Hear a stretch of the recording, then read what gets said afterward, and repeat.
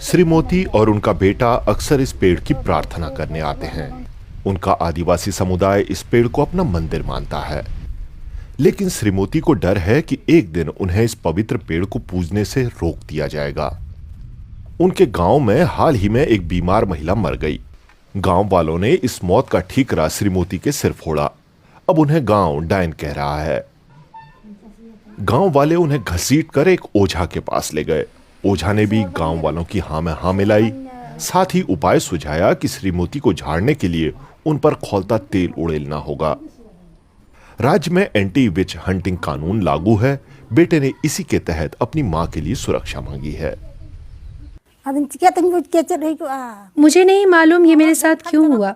जब वो आरोप लगा रहे थे तो ये बहुत डरावना था। गांव वाले हमारे साथ क्या करेंगे ये सोचकर मैं और मेरा पूरा परिवार डरा हुआ है। भारत में झारखंड राज्य के आदिवासी समुदायों में डायन को ठिकाने लगाने की कुप्रथा आम है। ऐसे आदिवासी समुदाय प्रांत की जनसंख्या का करीब 1/4 हैं। पूर्व सांसद सलखान मुर्मू सामाजिक कार्यकर्ता हैं। कानूनी लड़ाई में वे श्रीमती और उनके बेटे की मदद कर रहे हैं।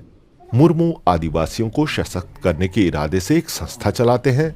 संस्था डायन प्रथा के खिलाफ जागरूकता फैलाने के साथ ही इसके पीड़ितों की मदद भी करती है। और डायन प्रथा के पीछे अधिकांश समय महिलाओं को डराना, खासकर विधवा महिलाओं को, एजेड महिलाओं को, जमीन हड़पने का प्रवृत्ति, किसी को डराने का प्रवृत्ति।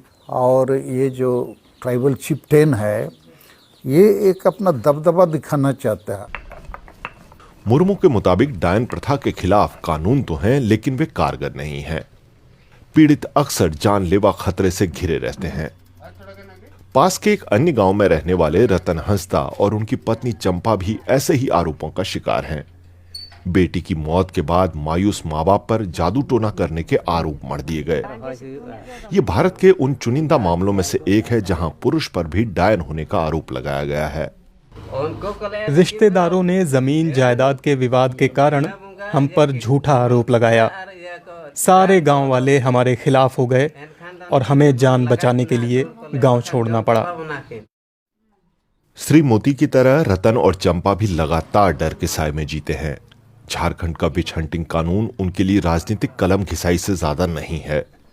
सिर्फ कानून बनाकर बदलाव होते तो शायद 21वीं सदी में भी ये नौबत नहीं आती।